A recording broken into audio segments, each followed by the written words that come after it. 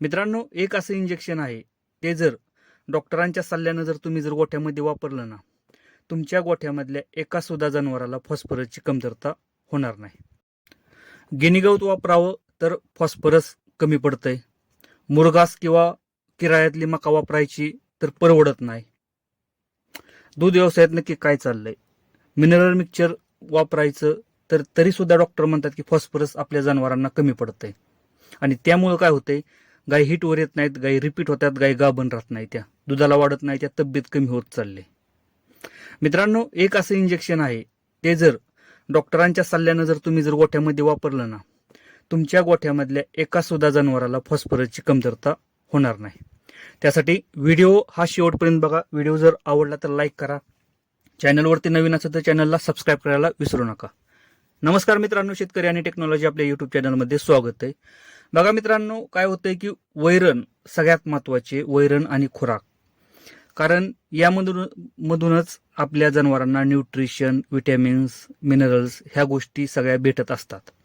आता काय झालंय की मुरघास असू द्या किंवा ओली मका असू द्या किरायातली, हे आपल्याला कंटिन्यू वापरणं काही गोट्यामध्ये परवडत नाही. म्हणून आपण त्याला पर्याय म्हणून काय करतो की गिनी गवत असेल, नेपियर असेल किंवा हत्ती गवत याचा वापर करतो. कारण आपल्याला दूध व्यवसाय परवडला पण पाहिजे, प्रॉफिटमध्ये सुद्धा राहिला पाहिजे. पण काय होतंय की गिनी गवत वापरल्यामुळे फॉस्फरसची कमतरता होते. आता सीझन चालू झाला, कशाचा कारखाना चालू झाला की आपण वाढ सुद्धा वापरतो आणि वाढ वापरल्यावर तर अजून फॉस्फरस कमी पडतं. मग शेतकरी आपण मिनरल मिक्सचर पावडर वापरतो, फॉस्फरसच्या पावडर वापरतो, तरी सुद्धा काय होतं की गोठ्यामध्ये रिपीटचं प्रमाण किंवा गायी रिपीट होतात, गायी हिटवर येत नाही, त्या गायींची तब्येत वाढत नाही, गायीचं वजन कमी झाल्यासारखं आपल्याला दिसतं, दुधाला उतरत नाही. हे सगळं प्रॉब्लेम कशामुळे येतात? फॉस्फरसमुळे. आणि सगळं केल्यानंतर सुद्धा म्हणजे आपण फॉस्फरस पावडर दिली, फॉस्फरसची मिनरल मिक्सचर चाललं, गोळ्या चालल्या, तरी सुद्धा फॉस्फरस डॉक्टर सांगतात की फॉस्फरसच कमी पडतंय. तर एक असं इंजेक्शन आहे मित्रांनो, जे मी माझ्या गोठ्यामध्ये कंटिन्यू वापरतो ट्रीटमेंटमध्ये. त्यामुळे काय होतं की गोठ्यामध्ये फॉस्फरस आपल्या कमीच पडत नाही. आता फॉस्फरस कसं द्यायचं हे सगळ्यात महत्वाचं आहे. बघा मित्रांनो, त्या इंजेक्शनाचं नाव आहे टोनोफॉस्फेट. सगळ्या डॉक्टरांकडनं माहिती आहे किंवा सगळ्या डॉक्टरांकडे हे इंजेक्शन असतं. फक्त एकच गोष्ट करायची मित्रांनो, की फॉस्फरस कसं द्यायचं हे सगळ्यात महत्वाचं आहे. याच्या आधी मी सुद्धा फॉस्फरस हे चुकीच्या पद्धतीनंच देत होतो. आता मी मित्रांनो फॉस्फरस देण्याची पद्धत बदलली. म्हणजे जे कंपनीने दिलंय त्या रूटनं मी देणं चालू केलंय. त्यामुळे मला रिझल्ट अजून चांगला, म्हणजे पहिला रिझल्ट मला 60-70% भेटायचा, आता 80-90-100% त्या इंजेक्शनाचा रिझल्ट भेटतो. का मित्रांनो? कारण देण्याची पद्धत मी बदलली. काय झालं मित्रांनो की ज्या टायमिंगला नवीन मी ह्या इंजेक्शनाची माहिती घेतली ना, त्या टायमिंगला इंट्रामस्क्युलर हे इंजेक्शन मी कंटिन्यू वापरायचो. म्हणजे इंट्रामस्क्युलर. आता ह्या सगळ्या गोष्टी मित्रांनो डॉक्टरांच्या सल्ल्यानं करायच्यात. मी फक्त माहिती देतोय तुम्हाला. तुम्ही फक्त डॉक्टरांना सांगू शकता की टोनोफॉस्फेट नावाचा इंजेक्शन आपण आपल्या गोठ्यामध्ये वापरू. बघा, मी इंट्रामस्क्युलर देत होतो, म्हणजे मासामध्ये, जसे की मानामध्ये दिलं जातं आणि पाठीमागं कमरेवरती गायीच्या दिलं जातं, त्या पद्धतीने मी माझ्या गोठ्यामध्ये इंट्रामस्क्युलरचा डोस देत होतो गायींना.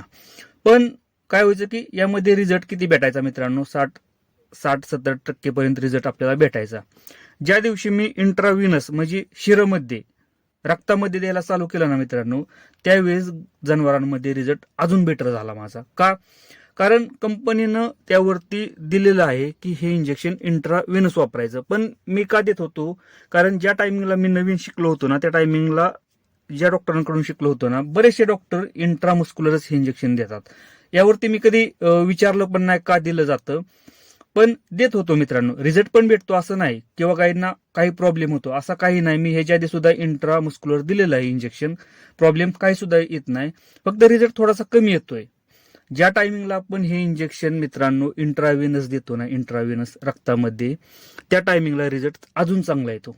त्यामुळं डॉक्टर ज्या टायमिंगला आपल्या जनावरांना हे इंजेक्शन आपण म्हणजे सांगणार आहे, सजेस्ट करणार आहे डॉक्टरांना, त्या टायमिंगला मित्रांनो इंट्राव्हिनस का देत नाही ती, यामागचं एक कारण आहे. काय होतं की जनावरांना इंट्राव्हिनस देताना आहे ना, पकडून ठेवावं लागतं, म्हणजे बांधावं लागतं. कारण इंट्रामस्क्युलरला ज्या टायमिंगला आपण मानामध्ये देतो किंवा पाठीमागं कमरेमध्ये देतो ना, त्या टायमिंगला जनावर जास्त हलत नाही मित्रांनो. पण ज्या टायमिंगला शिरमध्ये देतो ना, त्या टायमिंगला जनावर पॅक पकडावं लागतं. म्हणून काय होतं की इथं आपण थोडंसं बायपास करतात आणि इंट्रामस्क्युलरला जास्त प्राधान्य देतात डॉक्टर सुद्धा. पण मित्रांनो, एक गोष्ट लक्षात ठेवा, आपल्याला जर दूध व्यवसाय जर चांगला चालवायचा असेल ना, तर जनावर थोडे वेळ पॅक बांधा आणि डॉक्टरांना इंट्राव्हिनस म्हणजे शिरमध्ये इंजेक्शन द्यायला लावा. याचा रिझल्ट तुम्हाला जास्त भेटणार आहे. आता डोस किती द्यायचा लक्षात असू द्या. डोस देताना गाईचं वजन किती, गाईची कंडिशन काय आहे, यावरती तुम्हाला ते डॉक्टर, तिथलं वेटरनरी जे डॉक्टर आहेत ना, ते ठरवतील की किती द्यायचा. आता नॉर्मली मी माझ्या गोठ्यामध्ये 4 दिवस हे इंजेक्शन वापरतो. आता 10 ml चा डोस मी रेग्युलर देतो इंट्राव्हिनस 4 दिवस. आता माझ्या गाईची कंडिशन कशी आहे यावरती मी ठरवलेलं आहे. तुमच्या गाईची कंडिशन कशी आहे ते तुमचे डॉक्टर ठरवतील मित्रांनो, वेटरनरी डॉक्टर असतील ते ठरवतील आणि त्यावरती ते डोस देतील मित्रांनो. त्यासाठी फॉस्फरसची डिफिशियन्सी हे कधीच कमी पडणार नाही ज्या टायमिंगला हे इंजेक्शन तुम्ही वापरचाल त्या टायमिंगला. मित्रांनो, कंटिन्यू 4 दिवस ह्याचा डोस द्या आणि साधारणतः 2 ते 3 महिन्यातून रिपीट एकदा करा. गोठ्यामध्ये फॉस्फरसची कमतरता कधीच जाणवणार नाही. आणि याचबरोबर आपल्याला मिनरल मिक्सचर पावडर सुद्धा कंटिन्यू चालू ठेवायची.